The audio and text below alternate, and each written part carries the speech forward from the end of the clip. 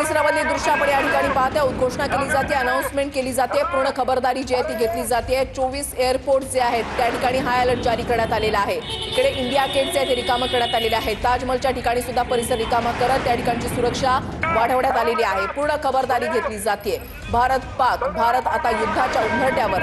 दिल्लीमधील India gate रिकामा करण्यात आलेला आहे। महत्त्वाची बातमी, पाकला चोख प्रत्युत्तर आपल्या तीनही सैन्य दलांकडून दिलं जात आहे। राजस्थानमधून आता भारतीय लष्कर अलर्ट झालेलं आहे, चोख प्रत्युत्तर दिलं जात आहे। त्याच्यानंतर एलओसीवर जो पाकिस्तानकडून गोळीबार केला जातोय त्याला सुद्धा आपल्या सैन्याकडून चोख प्रत्युत्तर दिलं जात आहे। आयएनएस विक्रांत आपला हुकमी एक्का त्याला सुद्धा आता मैदानामध्ये उतरवण्यात आलेला आहे आणि कराची पोर्टवर मोठा हल्ला आयएनएस विक्रांतकडून करण्यात आल्याची सूत्रांची माहिती जी आहे ती मिळतेय आणि पाकिस्तानच्या 9 शहरांना टार्गेट करण्यात आलेले आहे। ड्रोन आणि मिसाईलच्या माध्यमातून या 9 शहरांवर आता हल्ले भारताकडून केले जात आहेत। दिल्लीमधले इंडिया गेट रिकामा करण्यात आलेला आहे। महत्त्वाची बातमी, नवी दिल्लीमध्ये आता घडामोडींना वेग आलेला आहे। बैठकांचा सिलसिला या ठिकाणी सुरू झाला आहे। पंतप्रधान मोदी प्रत्येक घडामोडींवर, प्रत्येक बातमीवर लक्ष ठेवून आहेत।